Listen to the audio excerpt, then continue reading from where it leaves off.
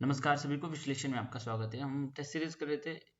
हमारे test series के 4 test हो चुके हैं और ये टेस्ट नंबर 5 चल रहा है। इस टेस्ट के भी 5 सेशन हो चुके हैं आई थिंक, और ये लास्ट सेशन है। इसमें इसको हम कैसे भी खत्म कर देंगे। एंशिएंट और मिडिवल हिस्ट्री का टेस्ट है। अगर आप चैनल पर नए हैं तो लाइक और सब्सक्राइब कर देना। अगर स्पीड धीरे लग रही है तो 1.25 या फिर 1.5 पे देखना। और इसमें सबसे पहले मैं बता दूं, अगर टेस्ट को किया है तो इसको जरूर नीचे लिख दिया करो, ताकि बाकी लोग के साथ कंपेयर करने में पता चले किसका कहाँ पे क्या लेवल चल रहा है।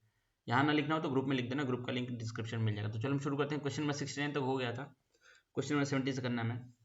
With reference to the position of women during the early Vedic times consider the following statement.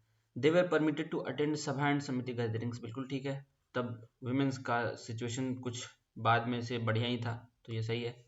Gifting of female slaves was common during this period. हाँ, ये भी सही है, मतलब इतना भी अच्छा नहीं था। स्लेव्स का मतलब आदान प्रदान होता था, तो ये भी ठीक है, जैसे कि बुक्स में दे रखा है।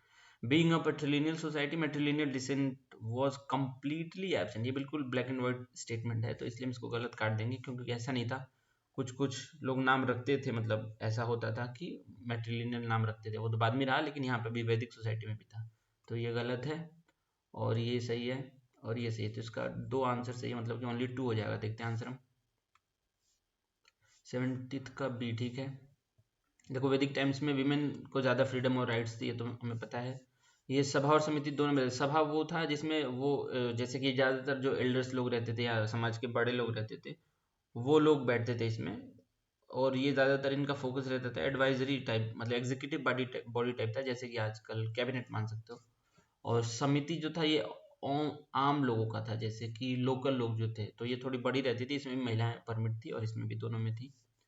तो डिसीजन मेकिंग बॉडीज थी ये दोनों। और during early Vedic times form of properties को मतलब महिलाओं को फॉर्म एज ए प्रॉपर्टी माना जाता था, तो ऑफन गिफ्टेड एज स्लेव भी होता था ये, ठीक है। और in return for support tribal chiefs were often rewarded with women slaves. मतलब कुछ ऐसे काम होते थे जिसमें गिफ्ट का लेना देना हो, तो वहाँ पे वुमेन स्लेव्स भी देते थे। सर्टेन इंसिडेंट्स इंडिकेटिंग मेट्रिलिनियल ट्रेसेस, देखो यहाँ पे, हाँ, मामात्या दिया ना ये, जैसे कि इन सॉन्स अपने माता के नाम पे अपना नाम रख रहे हैं, ठीक है। और वो बाद में जन होता है, वही आगे जाके जनपद बनता है, फिर महाजनपद बनता है। तो कई ऐसे जनों के नाम हैं जो जिनके फीमेल एंसेस्ट्री से नाम आते हैं। अगले प्रश्न में हम चलते हैं। Consider the following foreign travellers. Nicolo de Conti. देखो, निकोलो डी कोंटी ये था इटली का, आया था ये विजयनगर एम्पायर के टाइम पे। Abdul Razzaq Domingo Paes. Marco Polo पूछा कि how many of the above travellers visited. अच्छा, विजयनगर के बारे में ही पूछा है। तो अब्दुल रजाक पर्शिया से आया था, जैसे कि आज का जो ईरान है। और डोमिंगो पेस ये पुर्तगाली था। ये तीनों लोग आए थे विजयनगर के टाइम पे। ये आपको नई वाली एनसीईआरटी में मिल जाएगा। एक सेकेंड, ये क्या हो रहा है। और मार्को पोलो ये काफ़ी पहले आया था। मार्को पोलो आया था, इटली से आया था ये। इसके भी काफ़ी पहले आया था इबन बतूता, तो वो नहीं पूछा है इसने, विजयनगर का पूछा है। तो इसका आंसर हो जाएगा ये 1 2 3 हुआ। इसका आंसर होना चाहिए ओनली 3। देखते हैं आंसर हम। 71st का सी ठीक है। देखो, फॉरेन ट्रेवलर्स बहुत सारे लोग आए थे। इस पे यूपीएससी ने मेंस में भी क्वेश्चन पूछा है, प्रीलिम्स में भी पूछा है। मेंस में पूछा था इन्होंने कि इन्होंने आके सोसाइटी का क्या वर्णन किया था, शायद 2022 में पूछा था। एक बार देख लेना पीवाईक्यूज, उसमें मिल जाएगा। मेंस में पूछा है क्वेश्चन। और देखो, जो फॉरेन ट्रेवलर्स नोटेबली जो मेन मेन आए थे उनके बारे में लिखा है। एक सेकेंड। इबन बतूता मोरक्को से आया था ये। और मोरक्को से आज एक फेमस बॉलीवुड डांसर भी है, नाम जानते होंगे आप उनका। तो ये इनका बुक था बॉलीवुड, अरे सॉरी, रेहाला बुक का नाम है ये। और विजयनगर कोर्ट की मतलब बातें उसमें लिखी है बुक में। निकोलो डी कोंटी ये इटली का था। और देवराय सेकंड के टाइम पे आया था ये। और देवराय सेकंड के टाइम पे एक और, हाँ, अब्दुल रजाक आया था ये पर्शिया से, जो कि आज का ईरान है। आगे देखते हैं हम। डोमिंगो पेस ये आया था पुर्तगाल से, पोर्चुगीज था ये, कृष्ण देवराय के टाइम पे। कृष्ण देवराय पॉपुलर, सबसे पॉपुलर रूलर थे ये, तुलो डायनेस्टी के थे, हम पहले भी डिस्कस किया हुआ है ये। डुआर्टे बारबोसा ये भी पोर्चुगीज के नाम से भी पता चल रहा है। और ये भी आया था कृष्ण देवराय के टाइम पे ही। लोकल कस्टम वगैरह के बारे में लिखा है इसने। इसने सोशल गैदरिंग में ये लिखा था कि महानवमी डिब्बा करके एक जगह होता था, जो कि मतलब थोड़ा ऊंचा मंच जैसा स्थान था। यहाँ पे लोग दशहरे के टाइम पे आके इकट्ठा होते थे। ये भी आपको एनसीईआरटी में मिल जाएगा। और इस पे भी क्वेश्चन पूछ चुका है, मतलब टेस्ट वगैरह में भी और शायद पीवाईक्यू में भी, तो ये बहुत इंपॉर्टेंट है। मार्को पोलो इटालियन, इसका नाम तो सभी लोग जानते हैं मोस्टली। तो ये लेकिन आया था काकतीय वारंगल उन्नो पांड्या, मतलब पहले आया था ये वारंगल काकतीय के टाइम पे। अगले प्रश्न में हम चलते हैं।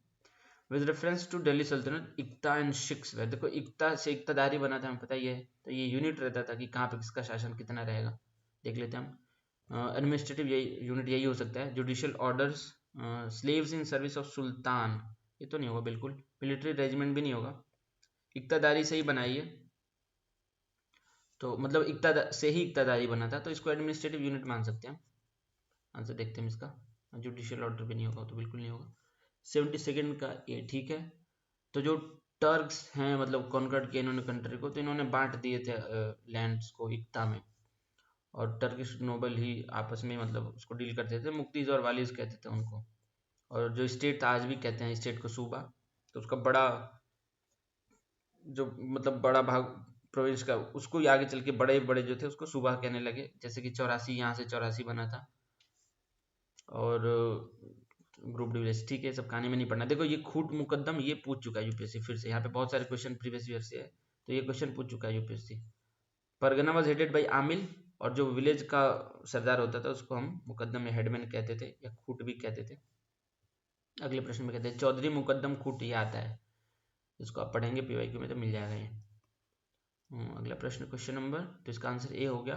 With reference to the administration in of the Delhi सल्तनत Ariz-i Mamalik refer to which of the following officers. देखो इसको तो मैंने ऐसे याद किया था, आप जैसे चाहे याद कर ले कि अर्ज का मैंने कर्ज कर लिया था, और ममालिक का कर लिया था मालिक, ठीक है।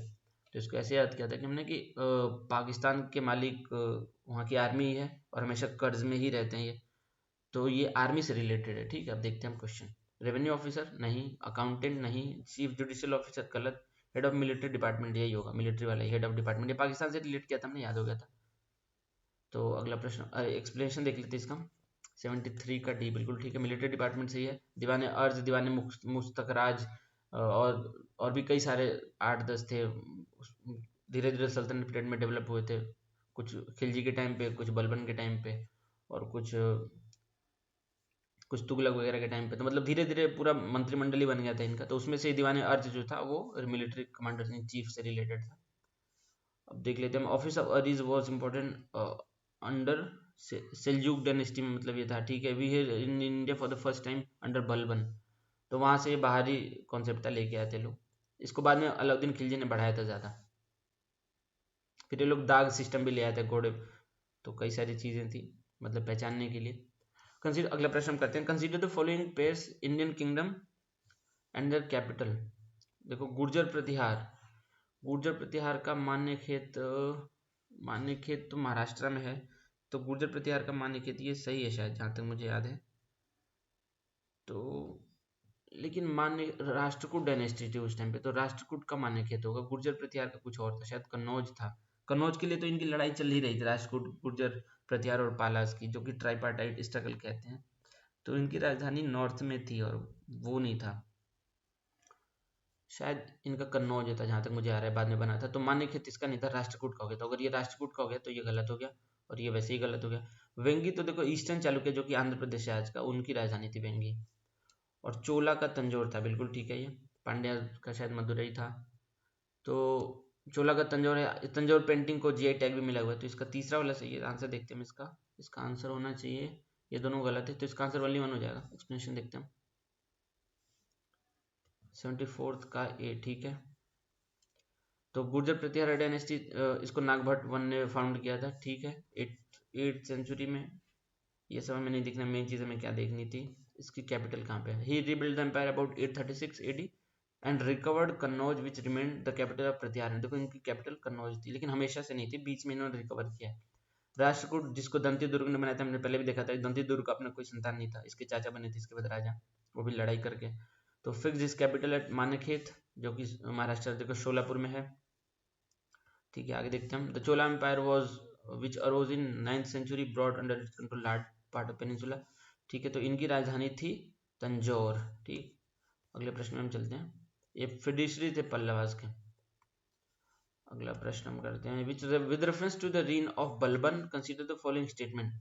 बलबन के टाइम पे, इस पे हमने पहले भी क्वेश्चन किया हुआ है एक ऊपर, पता नहीं क्या था, याद नहीं आ रहा मुझे, लेकिन आया था पहले भी। He excluded Indian Muslims from the position of power and authority, बिल्कुल सही है। ये इंडियन मुस्लिम जो उस टाइम पे थे, कन्वर्ट हुए थे, या फिर जो भी लोग इंडियन बॉर्न मुस्लिम थे, उनको ये पोजीशन ऑफ पावर में नहीं रखता था। कारण इसका ये था कि इसको भरोसा नहीं था, अपने टर्किश नोबल पे ही भरोसा करता था, तो ये नहीं रखता था, बिल्कुल ठीक है। He organise the ceremonies of sijda and paibos, बिल्कुल ठीक है, पाँव चूमने वाला एक कार्यक्रम था। तो ये मानना था कि मतलब ये स्वयं को, खुद ही को सबसे बड़ा मानता था, तो ये बात सही है। तो सजदा पेबोस होता था, और ये भी ठीक है, तो इसका आंसर दोनों सही है। एक्सप्लेनेशन, एक सेकंड, आंसर इसका सी होना चाहिए, देखते हैं आंसर, हम एक्सप्लेनेशन भी पढ़ेंगे इसका। 75th का सी बिल्कुल ठीक है। गयासुद्दीन बलबन, जो कि स्लेव डायनेस्टी का था। स्लेव डायनेस्टी का हमने वो सीक्वेंस किया था ना, वो क्या था, सबसे पहले स्लेव था, फिर खिलजी था, फिर था तुगलक, फिर सैयद डायनेस्टी, फिर था लास्ट में एल से लोधी डायनेस्टी था। इब्राहिम लोधी हार जाता है बाबर से, फिर मुगल एम्पायर शुरू हो जाता है, ठीक है। तो ये रूल किया था इसने 1266 से 1286, 20 साल लगभग, ठीक है। Balban stood for that the champion of the Turkish nobility, देखो ये टर्किश नोबेलिटी पे ही भरोसा करता था, बाकी यहाँ वालों पे भरोसा नहीं करता था। और ये हमने पहले डिस्कस कर लिया है। और ये मोनार्क का फीट पे किस करना होता था, इसको सजदा पे बुश कहते हैं। और ये इन्होंने, ये विदेशी चीज़ थी, ईरान से इसका ओरिजिन था, तो वहाँ से इन्होंने इसको लिया था ये चीज़ को, फिर बाद में इसको बंद कर दिया गया था बलबन के बाद। अगला प्रश्न करते हैं। With reference to the ancient India, which of the following is a correct sequence? Correct sequence कहाँ गया? Correct sequence in the ascending order in the terms of size and unit. देखो ये क्वेश्चन भी हम पहले कर चुके हैं, अगर याद हो तो पिछले सेशन में था, भोगपति ऊपरी का ये सब देखा था हमने, उसी का ये क्वेश्चन है। ये गुप्ता पीरियड से लिया है, बाद में हमने वहां पे जो क्वेश्चन किया था उसमें राष्ट्रकूट से संबंध था उसका, क्योंकि गुप्ता वाले ही कुछ एडमिनिस्ट्रेटिव जो टर्म्स थे, चीजें थी, उसको अडॉप्ट किया था राष्ट्रकूट ने। तो गुप्ता के टाइम पे होता था। देखो इसमें सबसे पहले हमें क्या देखना है कि सबसे छोटा कौन है, सबसे बड़ा कौन है। हमें ये पता है भुक्ति मतलब होता है प्रोविंस, मतलब राज्य, तो ये सबसे बड़ा होगा, तो ये नहीं होगा। विषय, विषय शायद डिस्ट्रिक्ट था, तो ये सबसे छोटा तो नहीं होगा, मतलब इसके पहले कुछ होगा, तो ये भी नहीं होगा। विधि, विधि मतलब विलेज था शायद, नहीं ब्लॉक था विधि मतलब, और विषय मतलब था डिस्ट्रिक्ट, जनपद, और भुक्ति मतलब था प्रोविंस। तो ये जो देखो ये ऐसे एलिमिनेट करके भी हो जाते हैं, भुक्ति सबसे बड़ा है इसमें, तो यही हो जाएगा इसका आंसर। और भुक्ति विधि तो वैसे ही गलत है, सबसे पहले दिया भुक्ति, तो ये दोनों में फंसता, लेकिन इसमें भुक्ति लास्ट में दिया तो सही होता है। विधि मतलब ब्लॉक था, जहाँ तक मुझे याद आ रहा है। ब्लॉक कह सकते हैं या फिर मंडल कह सकते हैं आज के ज़माने में। जैसे मान लो कि उत्तर प्रदेश में 75 डिस्ट्रिक्ट है, आज तो 76 है, क्योंकि वो प्रयागराज नया बना दिया है, प्रयागराज नगर को, महाकुंभ नगर को। तो 76 जिले हैं, तो इसको हम बांट के रखते हैं ना कि 18 सब डिवीजन है, तो वैसे ही ये भी सब डिवीजन करते थे विषय का, तो उसको कहते थे विधि, मतलब सब मंडल मान सकते हैं आज के ज़माने में। 76 का सी, ठीक है। तो इसमें क्या दिया है, गुप्ता एम्पायर के टाइम में है ऊपरी का, देखो इसको जो इंचार्ज होता था इसको ऊपरी का, ये क्वेश्चन हम कर चुके हैं ऊपर। विषय वाले को विषयपति कहते थे। विति जो सबसे छोटा था, इसमें विति को और छोटे भागों में बांटा था, तो वो गांव होते थे, लेकिन विति को आज के टाइम में मंडल या ब्लॉक मान सकते हैं, आप मानना चाहें तो, याद करने के लिए। अगला प्रश्न करते हैं हम। क्वेश्चन नंबर 76 हो गया, 77 करना है ना, मैं एक second. Question number 77, consider the following statement about the Rashtrakuta king Amoghavarsha. अमोघ वर्ष पे भी क्वेश्चन, सारे क्वेश्चन रिपीट हो रहे हैं, ऊपर हमने लगभग 70 क्वेश्चन कर लिए, उसमें से बहुत सारे क्वेश्चन रिपीट हो रहे हैं।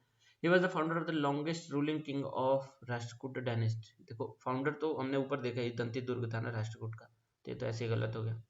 और लॉन्गेस्ट रूलर भी ये नहीं था, लॉन्गेस्ट शायद ये था, क्योंकि दंती दुर्ग के बाद जो बना था कुछ कृष्ण करके, कुछ कृष्ण राव करके था, उसके बाद अमोघ वर्ष बना था शायद, तो ये लॉन्गेस्ट हो सकता है, लेकिन ये फाउंडर तो बिल्कुल नहीं है, तो ये गलत है। The famous rock cut temple of Shiva at Ellora was build by Amoghavarsha, नहीं एलोरा वाला इसको भी हम पहले डिस्कस कर चुके हैं, कृष्ण वन ने बनवाया था, तो ये गलत है। और इसको तो मतलब ऐसे भी मानते हैं कि कैसे बन गया, काफी मतलब एक ही पत्थर से बना था ना पहाड़ से।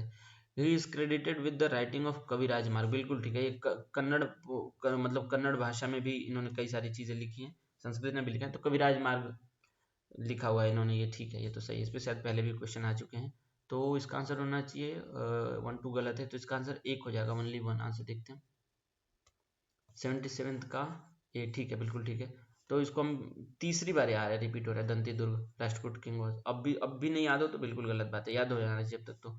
अमोघ वर्ष was the longest ruling king, हाँ देखो लॉन्गेस्ट रूलिंग किंग है, इसने भी लगभग लगभग यही 24 साल के आसपास, 24 या अरे नहीं सॉरी बिटवीन, बहुत ज़्यादा, इसने 64 ईयर्स तक राज किया, तो बहुत ज़्यादा है। ये मुझे 54 दिख रहा था, ठीक है। तो लॉन्गेस्ट प्रिसाइजली डेट्स मोनार्कियल, तो मतलब उस टाइम के हिसाब से अब तक भी देखें तो लॉन्गेस्ट मोनार्कियल reign है on record. Rashtrakuta rulers way tolerant in religious views, ठीक है। शैविज्म और वैष्णविज्म दोनों को बढ़ावा देते थे, जैनिज्म को भी बढ़ावा देते थे। शिवा टेम्पल उन्होंने बनाया एलोरा में, और राष्ट्रकूट देखो कृष्णवन ने बनाया था 9th सेंचुरी में। अमोघ वर्ष मतलब कविराज मार्ग इन्होंने लिखा हुआ है, कन्नड़ और संस्कृत दोनों में इनकी कविताएं थी, और भी मतलब बहुत सारी चीज़ें इन्होंने लिखी हुई हैं। अगले प्रश्न करते हैं। Consider the following statement about Buddhist and Jain literature. Buddhist और जैन लिटरेचर से संबंधित पूछा है। द अर्लीस्ट जैन टेक्स्ट और आर नोन एज अंग कंपोज्ड इन पाली लैंग्वेज। अंगस तो ठीक है, 12, इसमें हमने पहले भी क्वेश्चन किया था ना कि 12 अंग थे, तो जो श्वेतांबर और दिगंबर थे उसमें से जो सब पार्ट था, क्या नाम था, 3 थे ना, बीशापंथी, तेरापंथी, ग्रामपंथी, जो 3 थे, तो वो अंग दिया था हमने, ऊपर क्वेश्चन किया हुआ है। तो ये अंग तो ठीक है, लेकिन ये पाली लैंग्वेज में नहीं था, शायद ये प्रकृत में था, क्योंकि प्रकृत लोकल लोगों की भाषा थी, तो ज़्यादातर जैन टेक्स्ट या फिर बुद्धिस्ट टेक्स्ट प्रकृत में होते थे, और कुछ पाली में भी होते, लेकिन ज़्यादातर क्लोजली रिलेटेड प्रकृत ही, तो प्रकृत में होना चाहिए जहाँ तक मुझे याद है। तो earliest Buddhist text are known as Tripitaka, ठीक है। त्रिपिटक में आते हैं अभिधम पिटक है, एक सूत्र पिटक है, और एक है विनय पिटक। तो 3 पिटक है, बुद्धिस्ट टेक्स्ट है, बिल्कुल ठीक है ये, लेकिन संस्कृत में नहीं है, ये है आपका पाली में। देखो ये इंटरचेंज नहीं किया, ये पाली में होगा, ये प्रकृत में होगा, तो इन्होंने संस्कृत, तो हमें पता है उस टाइम पे ब्राह्मणिकल डोमिनेशन, मतलब जो इनकी ब्राह्मणिकल लैंग्वेज थी, इसी से लोग दूर रहते, संस्कृत सबको पढ़ने नहीं दिया था जाता, तो संस्कृत कुछ लोगों की भाषा थी, प्रकृत और पाली लोकल लोगों की भाषा थी। तो बुद्धिस्ट वाला ये है प्रकृत में लिखा था, अरे सॉरी पाली में लिखा था, और ये प्रकृत में जैन वाला, तो दोनों ही गलत है इसके।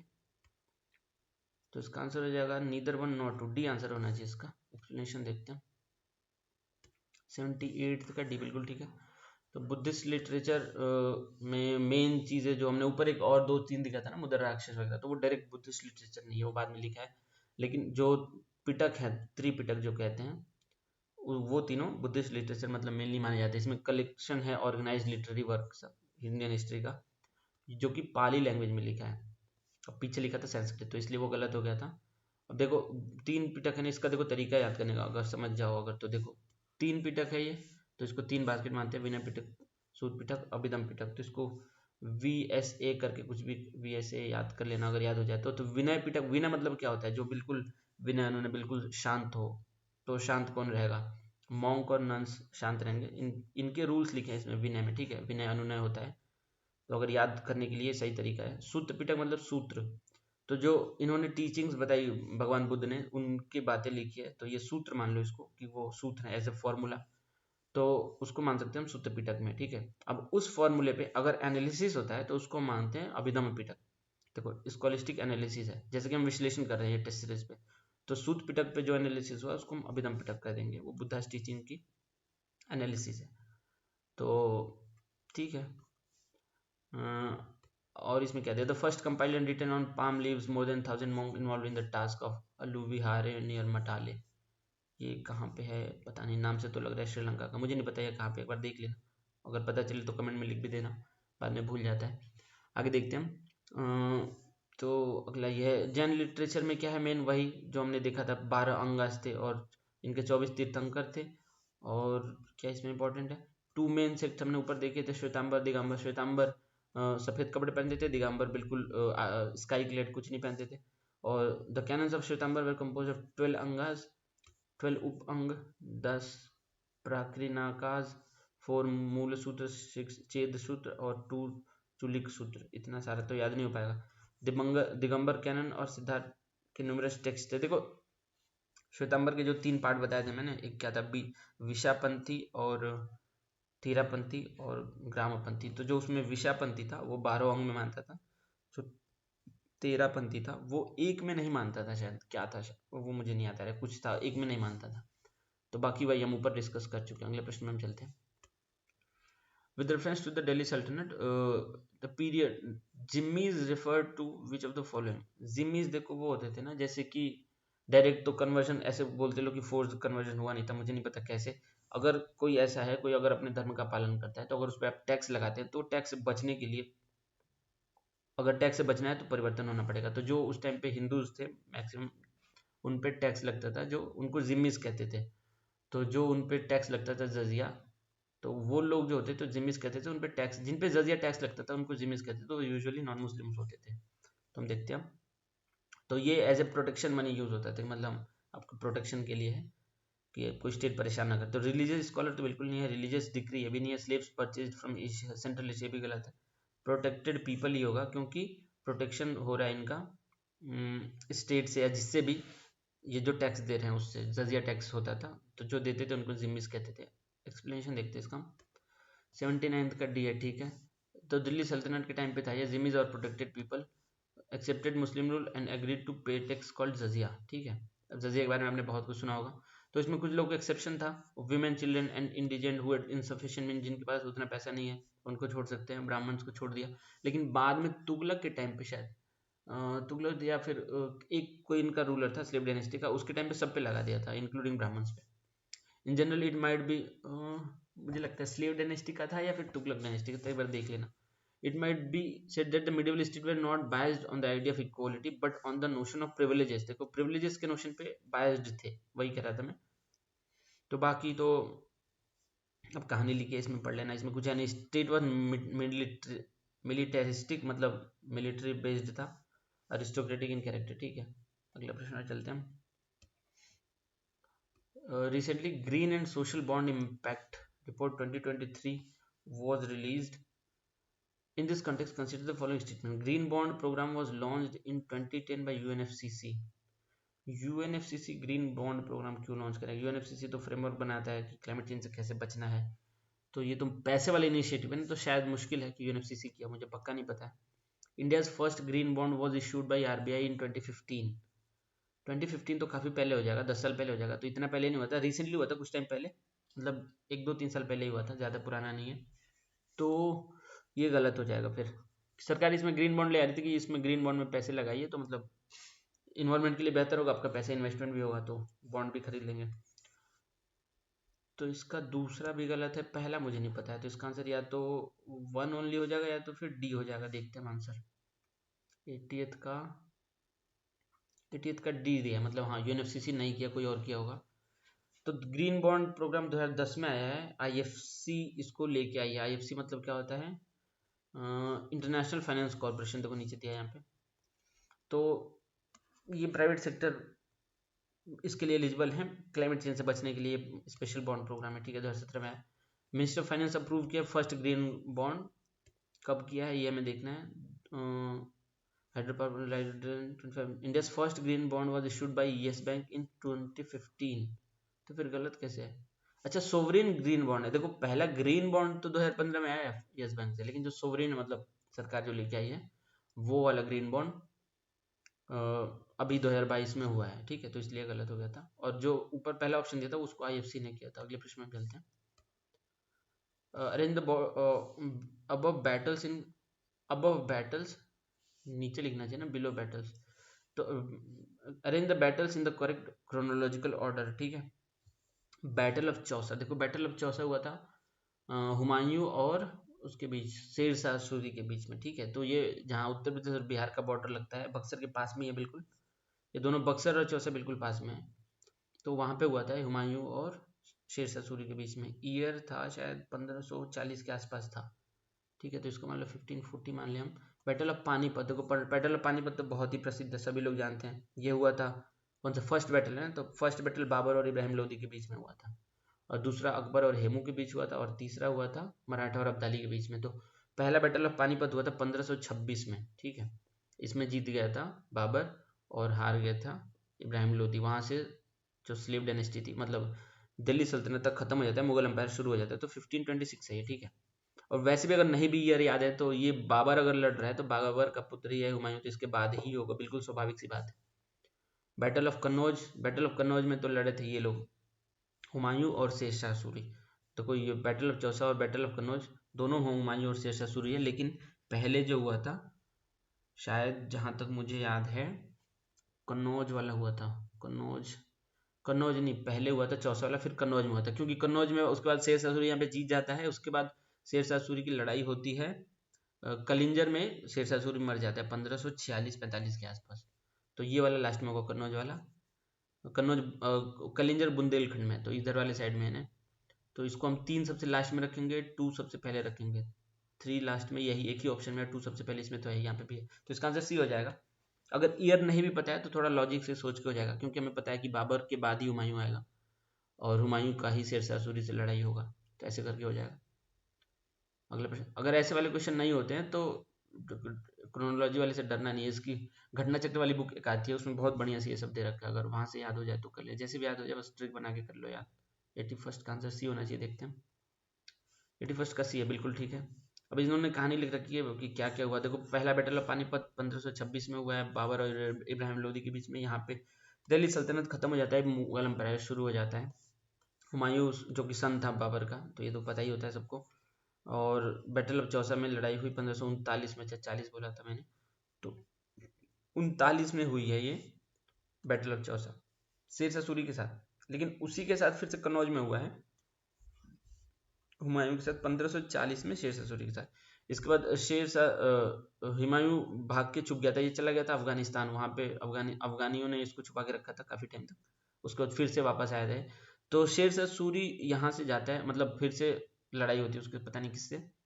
तो कलिंजर फोर्ट में इसकी मृत्यु हो जाती है, बुंदेलखंड में, शेरशाह सूरी की। जो जीटी रोड था इसने ही बनवाया था।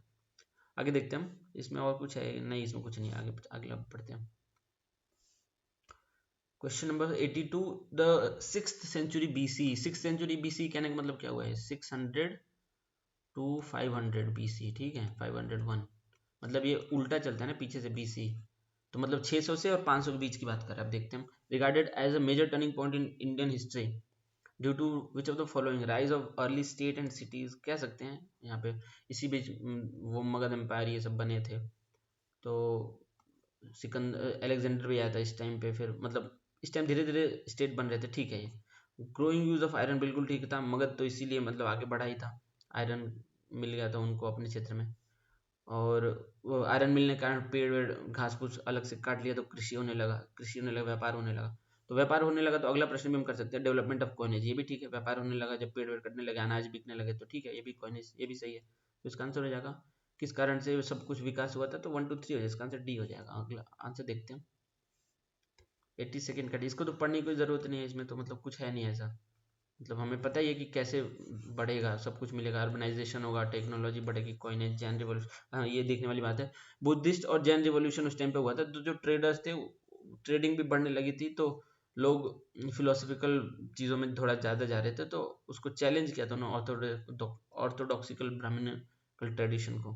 तो नया एथिकल और स्पिरिचुअल ट्रेनिंग बढ़ी थी। बाकी फॉर्मेशन ऑफ एम्पायर तुमने बताई, मौर्य एम्पायर बनता है, इसके साथ एग्जांपल दिए इन्होंने। इंटेलेक्चुअल कल्चरल फ्लोरिशिंग, जैसे शास्त्रार्थ होते थे उस टाइम पे। सोशल एंड इकोनॉमिक चेंजेस, ठीक है, सब कुछ चेंज हो रहा था। अगला प्रश्न करते हैं, क्वेश्चन नंबर 80, 82 हो गया, 83 करना है हमें। Consider the following statement with regard to zamindar in the Mughal empire. जमींदार वो होते थे जिनको मुगल एम्पायर, मतलब उनको ठेका दे दिया कि मान लो कि आप जाओ, आपको टैक्स लेके आने हैं। ये बाद में इसी को परमानेंट सेटलमेंट इन्होंने यूज किया था ब्रिटिशर्स ने। तो जमींदारी सिस्टम आप पढ़ते होंगे, जमींदारी सिस्टम उसने शुरू किया था ना, कॉर्नवालिस था, तो वही था, ठीक है।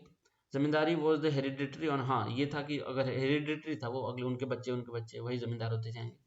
तो रिकॉग्नाइज्ड बाय मुगल एम्पायर, बिल्कुल ठीक है, ये वाला सही है। और the judicial and the police functions both were perform by zamindar, बिल्कुल ये भी ठीक है, मतलब ये खुद ही टैक्स लेते थे, मारते पीटते थे, जो नहीं देता था, जो भी सजा देनी होती थी तो वो देते थे। इसका आंसर 1 और 2 दोनों हो जाएगा, आंसर सी होगा इसका। एक्सप्लेनेशन देखते हैं हम, 83rd का सी है, बिल्कुल ठीक है। Zamindari was powerful local chieftains appointed by Mughal rulers, ये सब हमने देखा ये पहले ही। और इनको टैक्स लेना होता था, टैक्स जो कि फिक्स होता था मुगल कोर्ट से। जमींदारी सिस्टम जो कि बाद में ब्रिटिशर्स ने भी आगे बढ़ाया था, ये हेरिडेटरी होता था, often result in the exploitation of the peasant. जैसे मान लो कि अनाज का उपज हुआ ना हुआ, क्योंकि ये फिक्स है तो उतना देना ही पड़ेगा चाहे जैसे दो, और नहीं दोगे तो किसी और को दे देते थे जमीन, फिर बहुत शोषण होता था किसानों का। Mughal policy towards zamindar was contradictory. On the one hand, zamindars were considered as the main threat to the internal stability of the empire. On the other hand, efforts were made to draw them into the task of local administration. इनको डर भी लगता था कि ये विद्रोह कर दें, मतलब इंटरनल स्टेबिलिटी गड़बड़ ना हो जाए, लेकिन उन्हीं से टैक्स भी निकलवाना था। The trade perception occur due to the high status in the regional power and local administration. मतलब कोई सामंती ऐसा कोई जमींदार को बहुत ज़्यादा बड़ा हो जाए तो सम्राट को, राजा को डर लगेगा ही कि कहीं वही हथियार ना ले साम्राज्य। फॉर लोकल एडमिनिस्ट्रेशन इन्होंने अपॉइंट किए थे लोकल कम्युनिटी को, जो कि राजपूत और मराठा कम्युनिटी से भी आते थे। ठीक है, अगला प्रश्न हम करते हैं। With reference to the Shri Krishna Deva Raya consider the following statement. He built a new city called Nagalapuram in memory of Nagala Devi. इनकी माता जी का नाम था श्री कृष्ण देव राय का नगल देवी। ये प्रीवियस ईयर में पूछ चुका है क्वेश्चन, तो ये सही है, नगलपुरम इनके नाम पे बना था। तो he was defeated in the battle of Talikota. देखो हम इसको पहले भी डिस्कस कर चुके हैं, बैटल ऑफ तलीकोटा, जिसको राक्षस तंगड़ी का युद्ध भी कहते थे। अक्टूबर या सितंबर 1565 में हुआ था ये। लेकिन यहाँ पे कृष्णदेव राय के साथ नहीं हुआ था, राम राय के साथ में हुआ था, जिसमें कि राम राय के जो इनके अपने कमांडर थे गिलानी ब्रदर्स, उन्होंने धोखा दे दिया था राम राय पे। बाकी दिल्ली डेक्कन सल्तनत वाले जो कि 4 मिलके हमला कर दी थी, इनकी मृत्यु हुई थी राम राय की और इनको मार दिया गया था। तो ये वाला गलत है, पहला सही है, तो इसका आंसर 1 ओनली हो जाएगा। एक्सप्लेनेशन में पढ़ते हैं। कृष्ण 1 ओनली 84th का बिल्कुल ठीक है। कृष्णदेव राय वॉज एम्परर, ठीक है, ये सब कहानी में नहीं पढ़ना है, पहले बहुत पढ़ चुके हैं। 20 साल इन्होंने भी राज किया था, ऊपर हमने देखा था बलबन ने भी 20 साल राज किया था। और इनके कॉन्क्वेस्ट शिव समुद्रम 1510 में, ये सब पढ़ लेना, ये सब हमें नहीं देखना है। क्या देखना है, देखो हाँ, ये देखने वाली बात है। Build major famous temples like Vitthala Swami, Hazara temple in Vijayanagara. Hazara temple में शायद 1000 खंबे, इसलिए नाम है इसका, पता नहीं, एक बार कंफर्म कर लेना। Build a new city called Nagalapuram in memory of his mother Nagala Devi. और लिटरेरी कंट्रीब्यूशन बहुत सारे हैं। मंडल से चरित्र, सत्तावेदुपनियारा और अमुक्त मालदया इन तेलुगु में लिखा है इन्होंने, कन्नड़ में भी लिखा है, कई सारे लैंग्वेजेस में फ्लुएंट हैं, संस्कृत, तमिल, तेलुगु, कन्नड़। अष्टदिग्गज इनके ग्रुप होते थे 8 स्कॉलर्स के, जैसे कि हम बाद में देखते हैं नवरत्न या फिर अष्टप्रधान वगैरह। अष्टप्रधान तो मतलब वो तो कैबिनेट से रिलेटेड मराठा एम्पायर में, लेकिन वैसे ही है कुछ कुछ 8 स्कॉलर्स हैं। Madhura Vijayam translated victory of Madurai. Madhura Vijay मतलब होता है translated victory of Madurai. Sanskrit poem है written by poetess Ganga Devi. ये थोड़ी नई बात मिली है, लेकिन वैसे भी ये किसी प्रीवियस ईयर में पूछ चुका है, किसी एग्जाम में, किस में पूछा नहीं पता, लेकिन किसी में पूछा है। गंगा देवी, इसमें यही रहता है कि जो गंगा देवी के पति रहते हैं वो जाते हैं इनके बिहाफ पे लड़ाई करने, तो ये शायद वो जो भी गया होता है लड़ाई करने, उसकी मृत्यु हो जाती है विक्ट्री ऑफ मदुरई में, तो गंगा देवी उसकी याद में शायद लिखती हैं। पूरा ठीक से याद नहीं आ रहा, लेकिन ऐसा ही कुछ कुछ है कहानी, देख लेना एक बार। तो Kumara Kampana based on the life of prince of Vijay, हाँ तो मतलब कुमार कंपन के बारे में लिखा होगा, इनका पति होगा शायद। Battle of Talikota, the successor of Krishnadeva was weak. ठीक है, तो तलीकोटा बताइए, राम राय की हत्या हुई थी, देखो यहाँ पे लिखा है राम राय। अगला प्रश्न करते हैं। Recently the prime minister inaugurated, देखो कल भी माननीय प्रधानमंत्री जी ने एक टनल का उद्घाटन किया है, जेड मोर टनल नाम है उसका, जेड मोर टनल, और वो कनेक्ट करता है टनल गंगा गिर और सोनमर्ग को, जिसका लेंथ है 6.04 किलोमीटर। बहुत इंपॉर्टेंट है, ये पूछ भी सकता है। तो 6.04 किलोमीटर इसका लेंथ है। तो ये कल की बात नहीं कर रहा है, ये काफी पहले का है, सेला टनल की बात कर रहे हैं। तो सेला टनल तो अरुणाचल में था। हम आंसर देखते हैं। जम्मू टू श्रीनगर गलत, मनाली टू लाहौल स्पीति, ये तो अटल टनल है शायद, नहीं लद्दाख और मनाली, नहीं लाहौल स्पीति और मनाली वाला ही है अटल टनल, हिमाचल में हमने ऊपर किसी टेस्ट में किया हुआ है। तवांग टू तेजपुर यही है, अरुणाचल और आसाम के बीच में था। तो ये गैंगटोक टू चंगथंग, ये नहीं है, गलत है। चंगथंग तो ग्लेशियर है जहाँ पे सिक्किम में शायद, तो इसका आंसर ये हो जाएगा। ठीक है, चंगथंग नहीं है, गलत है, यही इसका आंसर है, सी होगा इसका आंसर, यही अरुणाचल में है। 85th का हम देख लेते हैं आंसर, 85th का ठीक है, सी आंसर है। इन्होंने तेजपुर आसाम और तवांग अरुणाचल के बीच में, ये बीआरओ ने बनाया, ज़्यादातर ये वाले टनल बीआरओ ही बनाता है, और इसको बनाया गया है नेटम टेक्निक से, न्यू ऑस्ट्रियन टनलिंग मेथड से। जैसे कि हम अभी एक जोजिला टनल बन रही है कश्मीर में,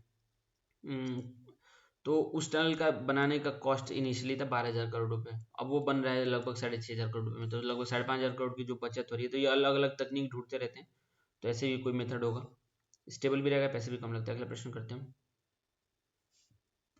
consider the following statement about the text which that were produced in and around Sufi saints. ठीक है, Maktubat are text which contains the conversation of Sufi saints. Maktubat, पता नहीं। Malfuzat, Malfuzat are the letter. अच्छा नहीं, देखो मकतूबत लेटर्स होते हैं, यहीं पे इन्होंने फिर से इंटरचेंज किया लगता है। Letters by Sufi master address their disciples. Maktubat, Maktubat हाँ ये लेटर्स होते हैं। और मलफूजत पक्का श्योर तो नहीं, लेकिन मुझे लगता है इंटरचेंज किया इन्होंने। Are the text which contain conversation of Sufi saint, आपस में जो बातचीत होती थी उसको मलफूजत में लिखा है। मकतूबत तो लेटर होता है, ये पक्का है। तो ये यहाँ पे होगा, तो अगर ये इंटरचेंज होगा तो ये दोनों ही गलत होगा। तो अब देखते हैं आगे। Tazkira is biographical account of Sufi saint, ये बिल्कुल ठीक है। तो तीसरा इसका सही है। तो ये दोनों अगर गलत होगा तो दोनों साथ में गलत होगा। तो पहला गलत ही है तो दोनों गलत होगा। इसका आंसर ओनली वन हो जाएगा। आंसर हो जाएगा इसका ए। एक्सप्लेनेशन देखते हैं। 86 का है, बिल्कुल ठीक है। इसको एलिमिनेट कर लिया हमने, एक पता था, दोनों ही गलत कर दिए थे हमने। तो वाइड रेंज ऑफ टेक्स्ट निकले थे यहाँ पे इनके। सूफी खानका से, इसको हॉस्पिस भी कहते थे अंग्रेजी में। काश उल महजूब अली बिन उस्मान हुजवीरी। तो यहाँ पे ठीक है यार, अगला पढ़ते, ये वाला पढ़ते हैं। मलफूजात, इसका मतलब होता है अटर्ड, मतलब कि उच्चारण करना। तो जो उनकी बातचीत होती थी उसको मलफूजात में लिखते थे। मकतूबात है जो इन्होंने चिट्ठियाँ लिखी हैं अपने अपने अपने जो इनके अनुनायी हैं उनको, मकतूबात है वो। और तज़िकार तो होता ही था, मेंशन मेमोरी, बायोग्राफी होता था जो इनके सेंट्स थे। ठीक है, अगला प्रश्न हम करते हैं। एक हमने कल देखा था ना वो नूर क्या नाम था, शाहजहां की बेटी ने लिखा था, जहानारा बेगम ने, मोइनुद्दीन चिश्ती की बायोग्राफी। तो उसको हम इसमें इंक्लूड कर सकते हैं। कहाँ गया ये वाला, तज़किराज में। अगला प्रश्न करते हैं। With reference to the folk theatre consider the following pairs. Folk theatre state Ankiyanaat, Ankiyanaat तो देखो आसाम का है, मेघालय गलत, ये आसाम का है पक्का है मुझे। रमम, रमन, रमन देखो उत्तराखंड का है। इसको तो इंटेंजिबल हेरिटेज साइट का दर्जा भी दिया यूनेस्को ने। इंटेंजिबल हेरिटेज साइट वो होती है जिनको हम छू नहीं सकते, अमूर्त कहते हैं उसको, जैसे कि महाकुंभ को भी मिला है। तो ये वाला तो ठीक है, ये वाला गलत है। भूत आराधना, भूत आराधना देखो ये होता है, इसको भूत कोला भी कहते हैं। और ये होता है कर्नाटका में। अगर आपने कंतारा मूवी देखी होगी तो उसकी बात कर रहा है ये, भूत कोला उसको कहते हैं। वो टुल्लू वाले बेल्ट में होता है, जो कर्नाटक का इधर है ना, जो समुद्र किनारे वाला क्षेत्र है, उसमें होता है ये भूत आराधना, भूत कोला। तो ये दोनों गलत है। इसका आंसर हो जाएगा ओनली 2, मतलब कि ओनली 1 आंसर हो जाएगा, केवल दूसरा सही है। देखते हैं हम 87 का ए, मतलब ठीक है। फोक थिएटर अंकियानाथ आपका आसाम में होता है, लिखा है इसमें, हाँ ठीक है, आसाम लिखा है। और देखो ये हमने कल डिस्कस किया था ना कि सत्तरिया डांस हुआ था, श्रीमंत शंकर देव जो थे आसाम के, ये उनका कबीर और शंकराचार्य का इन पे बहुत प्रभाव था। आसाम के थे, आसाम में इनका जन्म हुआ था। रमन तो पता है उत्तराखंड में, इसको इंटेंजिबल हेरिटेज, देखो यहाँ पे दिया भी इंटेंजिबल हेरिटेज साइट का। ये 4 5 6 है शायद टोटल, एक बार देख लेना इंटेंजिबल हेरिटेज साइट में क्या क्या है। वैसे भी इस बार इंपॉर्टेंट रहेगा ये, क्योंकि इस बार महाकुंभ हो रहा है, तो महाकुंभ भी इंटेंजिबल हेरिटेज साइट है। और भूत आराधना वही कर्नाटका वाला, कंतारा मूवी देखा होगा तो याद आ जाएगा। डीटी वर्शिप होता है very popular in coastal Karnataka. Conducting देखो कोला नेम दिया भी है, तो वही भूत कोला ही है। तुलु, तुलु नहीं दिया, तुलु जो वहाँ पे होती है भाषा होती है वहाँ पे, तुलु वाले क्षेत्र में होता है ये। अगला प्रश्न हम करते हैं। With reference to the Mahajanapada period consider the following. नहीं, पीरियड भृगु कच्छ। देखो भृगु कच्छ है ना, जो ये कच्छ से अगर समझ में आ रहा हो तो कच्छ है ये। और कच्छ से बना ये, कच्छप से बना है कच्छ, कच्छ से बना कच्छ, आज भी गुजरात में कच्छ। तो कच्छप मतलब होता है कछुआ। और भृगु मुनि एक थे, तो ये माना जाता है कि भृगु मुनि यहाँ पे रहते थे। तो ये जो भरूच एक जगह है गुजरात में, भरूच, यार सुना होगा, महाराष्ट्र में एक नाला सुपारा करके जगह है। तो ये उस टाइम पे बहुत बड़े ट्रेडिंग पॉइंट होते थे। ताम्रलिप्ति वेस्ट बंगाल में ये भी ट्रेडिंग पॉइंट होता था। तो जो एक्सपोर्ट इंपोर्ट होता है भारत में, तो आज का जो भरूच है गुजरात में, उसी को भृगु कच्छ, पुराना एंशिएंट नाम है, उसको कहते थे हम। तो महाजनपद पीरियड टाइम पे होता था ताम्रलिप्ति, भृगु कच्छ, पोहार। इस पे तो यूपीएससी क्वेश्चन पूछ चुका है पहले भी। मुजीरीज, पोहार, ये सब साउथ में था, केरला में है मुजीरी। तो देखते हैं हम। पंचमार्क पॉइंट गलत, पोर्ट सिटीज बिल्कुल सही है। Release DT tax collecting officially गलत है, इसका पोर्ट सिटीज होगा। पोर्ट सिटीज तो विशेष लगा है, ये देख लेना जरूर इसको एक बार किसी मैप वेप में कि एंशिएंट सिटीज में क्या क्या था। ये बहुत ज़्यादा इंपॉर्टेंट है, पेपर में आ चुका है। अगला देखते हैं आंसर इसका। 88 का बी बिल्कुल ठीक है। महाजनपद के टाइम पे, मतलब ठीक है, ये कहानी नहीं पढ़ेंगे हम। ताम्रलिप्ति वेस्ट बंगाल में देखो, और इस साइड में साउथ ईस्ट एशियन से यहाँ पे ट्रेड होता था, आसियान देशों से। उस टाइम तो आसियान नहीं था, लेकिन आज का अगर हम देखें तो भृगु कच्छ, वही कच्छ वाला मतलब भरूच वाला रीजन है गुजरात में। एक नाला सुपारा भी सुना होगा, सुपारा करके महाराष्ट्र में। तो वहां से जब ट्रेडर्स जाते आते थे तो वहां पे जो आराम करने का जगह था, क्या कहते थे उसको, होता है ना वो चैत्य विहारास, तो जो विहारास थे वहां पे उसी के आसपास में फिर कई सारे बुद्धिस्ट पेंटिंग वगैरह भी मिले थे। और उसके पास में ही था वो महसान नहीं वडनगर, जहाँ से माननीय प्रधानमंत्री जी हैं, तो वहां से भी मिला था कुछ तो उस टाइम के ट्रेडिंग के साक्ष्य सबूत पुराने जमाने के, मतलब एंशिएंट इंडिया के। तो ये भरूच का ही नाम है।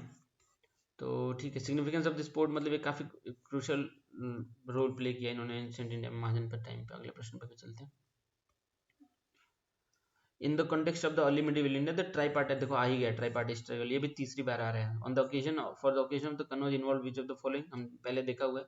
तीन थे, राष्ट्रकूट था, पाला थे, प्रतिहार थे। देख लेते हैं क्या कहते हैं इसमें। चोला होशल बिल्कुल गलत, राजपूत गजनवीद ममलूक बिल्कुल गलत, गुर्जर प्रतिहार पाला है, राष्ट्रकूट यही होगा इसका आंसर।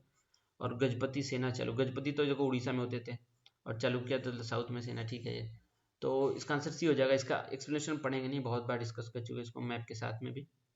अच्छा देखो उसका मैप दिया है ये, देखो भृगु कच्छ है ना भरूच में यहाँ पे, और यहाँ पे नाला सोपारा मुंबई के आसपास में, ताम्रलिप्ति वेस्ट बंगाल में, चंपा, ये सब तो पता ही है।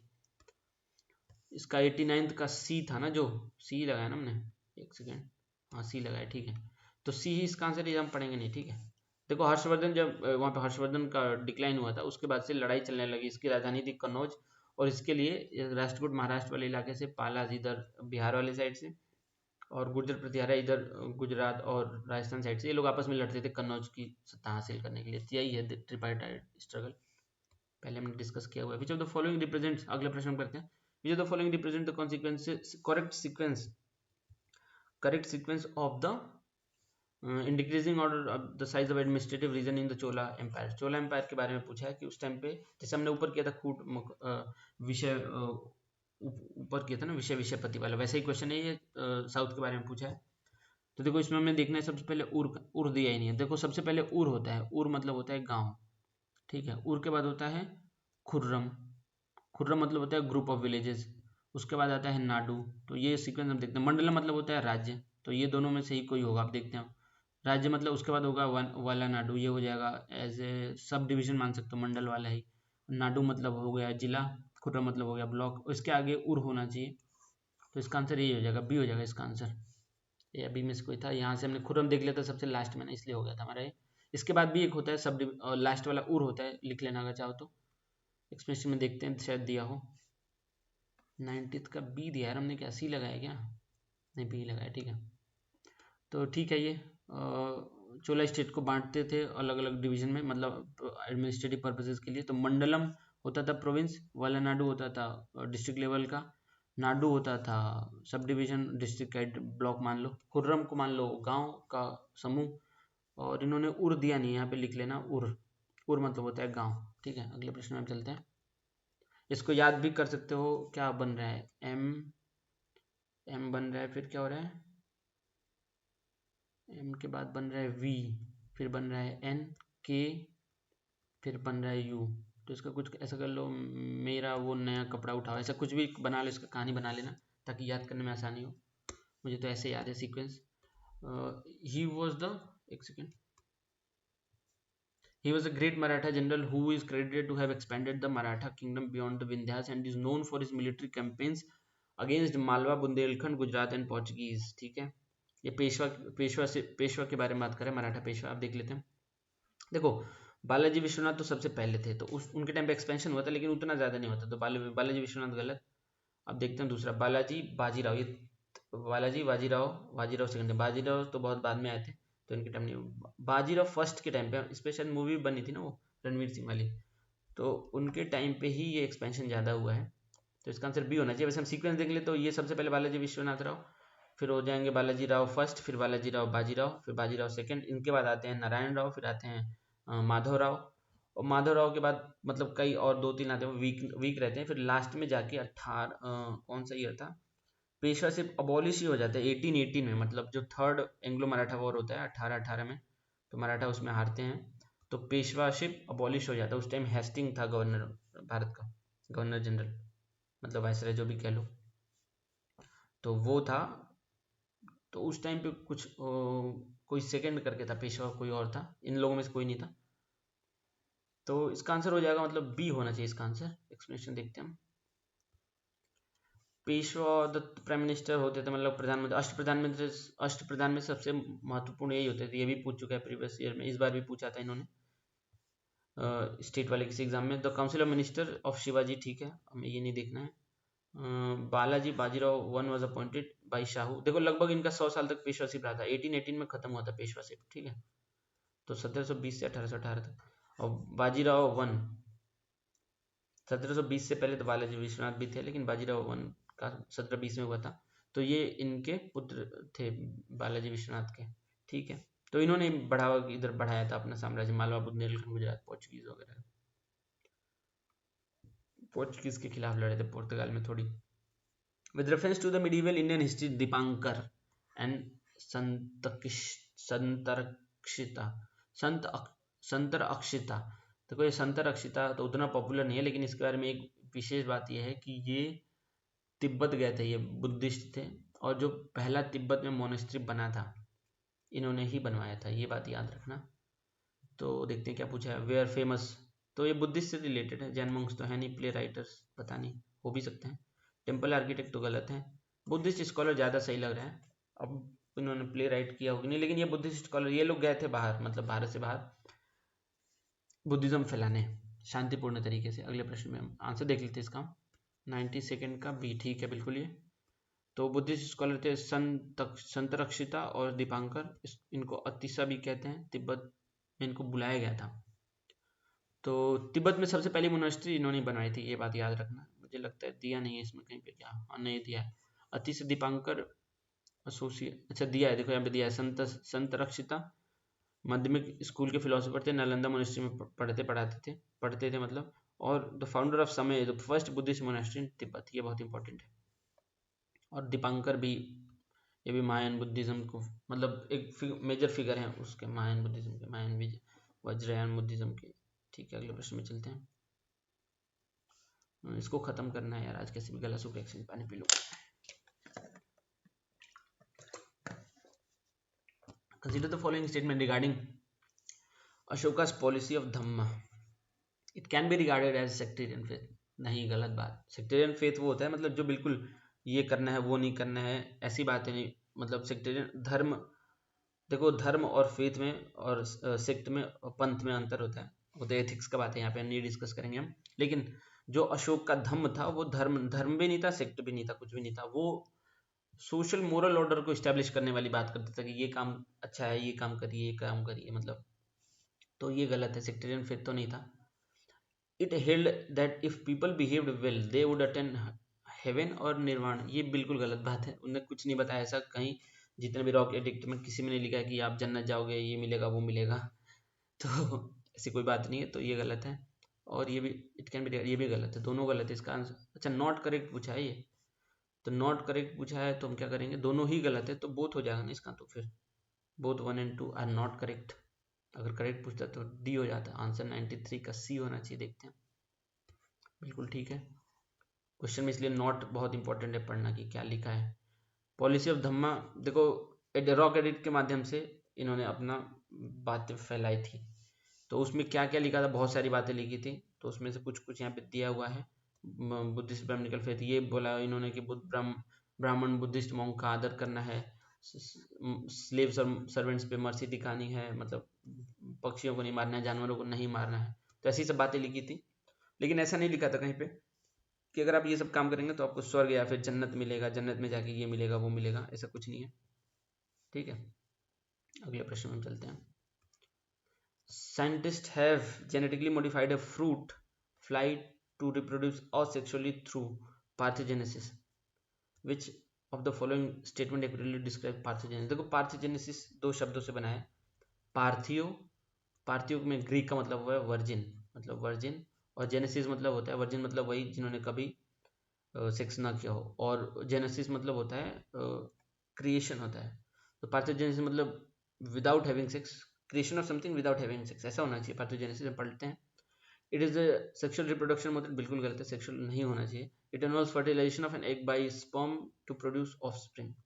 स्पर्म और एग दोनों मिल रहे हैं तब तो मतलब ऐसा तो जरूरी नहीं कि सेक्सुअल हो ही कुछ, तो देख सकते ये शायद हो सकता है। It is an asexual reproduction process where a female can produce an embryo without fertilisation. हाँ बिल्कुल ठीक है, यही होना चाहिए इसका सी। बी से ज्यादा सही है सी, आगे देखते हैं। It is a type of genetic modification technique used in plant, गलत बात है। तो बी और सी में से डाउट लगेगा अगर, तो सी ज्यादा सही है क्योंकि इसमें असेक्सुअल टर्म बिल्कुल सीधे सीधे लिखा है, तो यही होगा। और इसी कारणवश कुछ लोग कहते हैं ना कि अंडा भी वेजिटेरियन है, क्योंकि उसमें दो टाइप के अंडे आते हैं ना, एक फर्टिलाइज होता है, एक अनफर्टिलाइज्ड एग होता है। तो जो अनफर्टिलाइज्ड एग होता है उसको कुछ लोग कहते हैं वेजिटेरियन है, और जो फर्टिलाइज होता है उसको कहते हैं नॉन वेजिटेरियन है। क्योंकि जो अनफर्टिलाइज होता है उसको रख दें तो उसमें से बच्चे नहीं निकलेंगे, जो फर्टिलाइज होता है उसमें से बच्चे निकलेंगे मुर्गी बैठेगी तो इसमें क्या होता है, बिना सेक्सुअल कॉन्टेक्ट के ही अनफर्टिलाइज्ड एग होता है मतलब। तो छोड़ो ये बात गलत, अब पता नहीं किसको वेजिटेरियन नॉन वेजिटेरियन कह सकते हैं, लेकिन इसका आंसर सी होगा, ठीक है, असेक्सुअल रिप्रोडक्शन। ये देखते हैं 94th का सी, ठीक है। Pathogenesis is a form of asexual reproduction in which embryo develops form an unfertilised egg, ठीक है। अब इसके टू मेन फॉर्म्स हैं इसके, ऑटोमिक्सिस और अपोमिक्सिस। अब बहुत ही डिटेल में दे दिया है कि मदर डीएनए को ही स्लाइड सफलिंग हो जाती है इसमें, और इसमें लिखा है कि जीन का ही कॉपी पेस्ट कर देते हैं दूसरे वाले में, ठीक है। इतना डिटेल में जाने की जरूरत पूछ भी सकता है वैसे, क्या भरोसा यूपीएससी का। With reference to the economy of Indus Valley civilization, consider the following statement. They practiced animal domestication. बिल्कुल ठीक बात है। रोपड़ में डॉग बरियल मिले भी हैं, हरियाणा में, हरियाणा के रोपड़ में, तो ये बिल्कुल सही है। और भी कई सारे जानवरों की हड्डियां मिलती हैं, लेकिन डॉग डोमेस्टिकेशन तो मतलब श्योर है। They lack knowledge of plug district agriculture productivity, गलत है। उनके पास खेती बाड़ी की जानकारी थी, एक तो उसी से साबित हो जाता है क्योंकि कहाँ पे, कालीबंगन जो राजस्थान में है, वहाँ पे खेती किए हुए भूमि मिली है, मतलब प्लग्ड फील्ड मिला है। तो बिना प्लग के फील्ड कैसे प्लग होगा, तो ये भी गलत बात है। तो ये गलत हो गया, पहला सही हो गया, तो इसका होना चाहिए पहला नहीं, पहला भी तो सही, they practice in animal domestication. हाँ तो पहला तो डोमेस्टिकेशन है तो ये सही है, और दूसरा वाला तो गलत है, दे लैक नॉलेज ऑफ। तो इसका आंसर हो जाएगा वन ओनली होना चाहिए answer, practice in animal domestication, ठीक है। देखते हैं 95th का ए, ठीक है, 95th का ए ही है, ठीक है। अब एक्सकेवेशन है हरप्पन साइट्स, बहुत सारे इन्होंने मिला है, साक्ष्य मिले एनिमल डोमेस्टिकेशन के। देखो बोन रिमेन्स मिले हैं, कौन कौन से जानवर के, cattle, buffalo, sheep, goats, pigs, dogs. Dogs का वहीं रोपड़ में मिला था। डॉग्स का हड्डी मिला है कि बरियल मिला है, कुछ मिला है, लेकिन डॉग्स का रोपड़ से संबंध है। सील और एमुलेट्स मिले हैं, टेराकोटा फिगरेंस भी मिले हैं। They had knowledge of ploughs, Kalibangan में मिला था ये, कलीबंगन में। बाकी तो कुछ दिया है इसमें, हाँ। इनको इरीगेशन फैसिलिटीज भी पता था, कैनल, डैम्स, रिजर्वायर, ये ढोलावीरा में मिलता है, वेल्स मिला है। तो ये सब चीज़ें मिलती हैं, हमें पता चल जाता है कि इस टाइम पे क्या क्या चल रहा था। अगला प्रश्न करते हैं, question number 96। With reference to Nalayira Divya Prabandham, Nalayira Divya Prabandham, पता नहीं क्या है। Consider the following statement, it is a collection of Tamil verses composed by 12 Alvars. Alvar देखो वो होते हैं जो भगवान विष्णु में मानते हैं, और नैनार होते हैं जो भगवान शिव मानते हैं, तो मुझे नहीं पता कि ये है कि नहीं है। It was compiled in the present form of Nath Munigal, ये भी नहीं पता मुझे, तो ये क्वेश्चन का कुछ हवा नहीं लग रहा है। ये वाला शायद कहीं पढ़ा हुआ है लेकिन पक्का नहीं है, तो छोड़ो, इस पे चांस नहीं लेंगे। तो इसका आंसर देख लेते हैं 96 का, 96 नालायारा दिव्य प्रबंधम, ये 4000। अच्छा ये पहले भी ऊपर आया था कुछ तमिल लिटरेचर से संबंध में। Tamil verses composed of 12 Alvars was compiled in the present form of Nath Muni. हाँ हाँ ये आया था ऊपर भी कहीं पे, लेकिन ऊपर क्वेश्चन कुछ और था। तो these were sung by the Alvars in devotional ecstasy in various shrines, भगवान विष्णु के लिए गाते थे अलवर। 40,000 तमिल वर्सेस है इसमें। तो इन प्रेज ऑफ नारायण, तो जो अलवर सेक्ट है, जो श्राइन्स है, मतलब sung by Alwar at the shrines called Divya Desam. अच्छा इसलिए इसका नाम दिव्य देशम है, Divya Desam, Nalayira Divya Desam Prabandham was described in Tamil Veda, ठीक है। आपसे नहीं भूलेगा, याद रहेगा ये, इजी क्वेश्चन था, थोड़ा दिमाग लगाते तो हो जाता, लेकिन नाम तो नहीं पता था ना बिल्कुल एग्जैक्टली। अगला प्रश्न करते हैं, in reference to Indian history which of the following best describes the meaning of Apabhramsha. देखो अपभ्रंश होता है जो नॉर्मली जो चीज़ हम बोल रहे होते हैं उससे हट के कुछ और बोलने लगे, जैसे कि मान लो क्या बोलते हैं हम,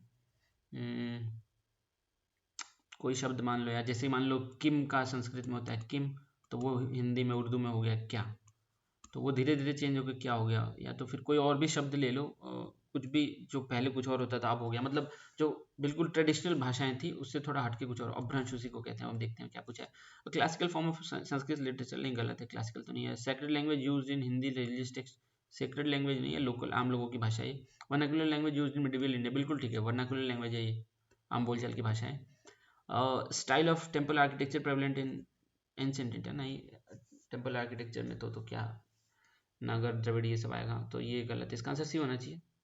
ये भी देखने का कुछ ऐसा है नहीं इसमें इंपॉर्टेंट। अपभ्रंश ज़्यादातर जो प्रकृत लैंग्वेज, जो देखो लोकल लोगों की भाषा थी, प्रकृत और पाली, हमने ऊपर भी डिस्कस किया था ये, तो वो उस भाषा में ज़्यादातर जो काव्य लिखे गए उस टाइम पे उसकी बात कर रहे हैं।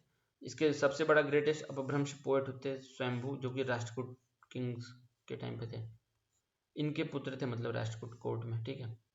अगला प्रश्न हम करते हैं। ओरिजिनल सिग्निफिकेंट रोल प्ले किया अपभ्रंश ने मिडिवल हिस्ट्री के लिटरेरी आर्ट वगैरह बढ़ोतरी करने में। लिटरेरी वर्क ऑफ कीर्तन घोष वॉज कंपोज्ड बाय, कीर्तन घोष तो देखो हमने आसाम शंकरदेव, ये शंकरदेव ही होगा इसका आंसर, रामानंद वल्लभाचार्य, चैतन्य महाप्रभु, ये सब नहीं है। हमने आसाम का 3-4 क्वेश्चन ऊपर से कर लिया, शंकरदेव ही थे। इन पे हमने ऊपर भी बताया था कि ऊपर इन पे प्रभाव था कबीर और शंकराचार्य का, ये आसाम से थे, इनके वजह से ही सत्तरिया डांस शुरू हुआ था, तो धार्मिक व्यक्ति थे। देख लेते हैं हम, इसका आंसर ये है 98 का, और हम उसको ऊपर डिस्कस कर चुके हैं तो इसको फिर दोबारा नहीं करेंगे हम। अगला प्रश्न करते हैं। Consider the following statement about the emperor Akbar, he was crowned at the age of 13, बिल्कुल ठीक है, 13 साल की उम्र में, मतलब बहुत छोटी उम्र में ही अकबर का राज्याभिषेक हो गया था। He fought the third battle of Panipat against Hemu, third battle of Panipat Maratha और अब्दाली के बीच में हुआ था, तो ये बात गलत है। Second battle of Panipat Akbar और हेमू के बीच में होता है। हेमू लास्ट रूलर था, हिंदू रूलर, जो कि दिल्ली पे राज किया था उस टाइम पे, ठीक है, हेमू का नाम इंपॉर्टेंट है।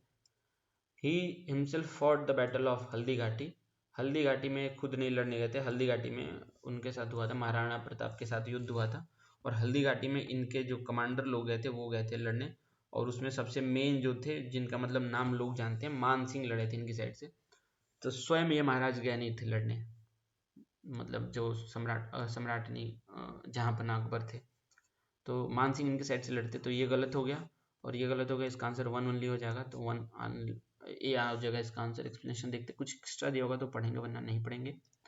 Akbar third emperor Mughal empire के, ठीक है, इसके पहले बाबर और हुमायूं थे, ठीक है। 1556 में ये राजा बने 13 साल की उम्र में। Second battle of Panipat, third नहीं है, विक्रमादित्य बताई मैंने ये सब। और क्या कुछ इसमें है, महाराणा प्रताप से लड़ाई हुई थी जो हल्दी घाटी में 1576 में, मेवाड़ महाराणा प्रताप मुगल एम्पायर के साथ से मानसिंह वन गए थे लड़ने अम्बेर के, ठीक है। लास्ट और प्रश्न एकदम लास्ट है ये करके हम बंद कर देंगे। फाइनली हमारा टेस्ट ये खत्म हो रहा है, टेस्ट नंबर 5 है, 6th जल्दी शुरू करें किसी दिन।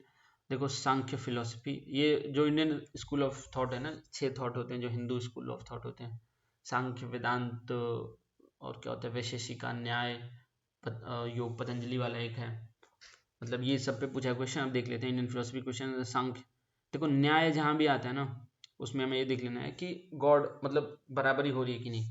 वैशेषिका आता है तो हमें तुरंत एटम ढूंढना है, इसमें कर्ण कहते हैं, कर्ण ने इसकी स्थापना की थी, न्याय का गौतम मुनि ने किया था, और सांख्य का शायद कपिल मुनि ने किया था।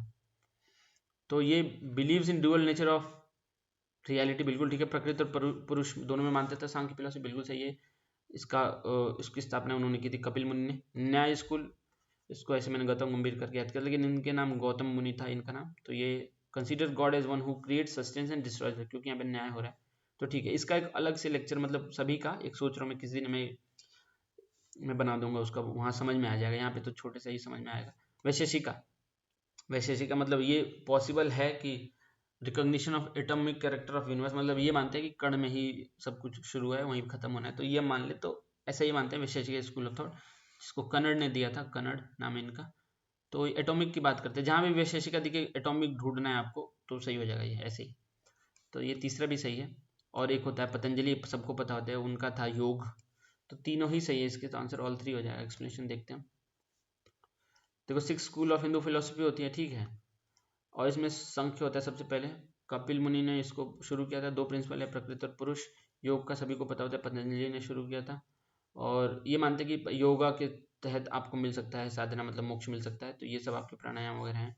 मीमांसा स्कूल, इसको जामिनी ने किया था। इसमें एक चारवाक भी आते हैं, इसमें पता नहीं दिया है कि नहीं, देखते हैं आगे दिया होगा। वही वो चारवाक ने कहा था ना, ऋडम कृत्वा, क्या कहा था उन्होंने, यायम जीवेत यम जीवेत ऋडम कृत्वा घृतम पिबेत, ये चारवाक ने कहा था। वेदांत स्कूल तो ये इसका मानते हैं उपनिषद और वेद में इसकी मतलब शुरुआत हुई है। और इसका अलग से एक वीडियो बना दूंगा मैं, यहाँ पे फटाफट खत्म करते हैं इसको। न्याय स्कूल प्रोपाउंडर इसके गौतम थे, और ये मानते थे कि सॉल्यूशन पॉसिबल थ्रू लॉजिक, मतलब आप बातों में लॉजिक ढूंढते हैं तो आपको मोक्ष मिलेगा। वैशेषिक स्कूल कन्नड़ थे। ठीक है, तो अच्छा, वो चारवाक बिल्कुल अलग फिलोसफी है, हिंदू फिलोसफी का पार्ट नहीं है वो, जैसे कि बुद्धिज्म है, जैनिज्म है, वैसे ही चारवाक अलग है। और एक होता था वो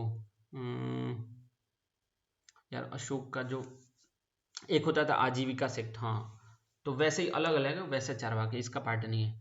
तो ठीक है, वैशेषिका के कन्नड़, और ये मानते थे कि थ्रू रिकॉग्निशन थ्रू एटॉमिक है, एटॉमिक ढूंढना है वैशेषिका जब भी दिखे, ये बात याद रखना है। और कर्ण, कर्ण से आपको याद भी रह जाएगा एटॉम, ठीक है। तो यहाँ पे हमारा टेस्ट नंबर 5 खत्म होता है। Thank you very much for watching, like और सब्सक्राइब जरूर कर देना। और ये टेस्ट यहाँ कंक्लूजन हो रहा है तो ये जरूर देख लेना कि कितने नंबर मिल रहे हैं, कट ऑफ पार हो रहा है कि नहीं हो रहा है, ये सब जरूर ध्यान देने वाली बात है। क्योंकि नहीं पार हो रहा है तो पता कैसे चलेगा आपस में कंपटीशन का, तो नीचे कमेंट में लिख देना, या फिर ग्रुप है, लिंक में डिस्क्रिप्शन है, डिस्क्रिप्शन में लिंक है, वहाँ पे आके ग्रुप में लिख देना अगर नहीं कोई दिक्कत है यहाँ पे लिखने में। तो thank you very much for watching, like और सब्सक्राइब कर लेना। अगली वीडियो में मिलते हैं।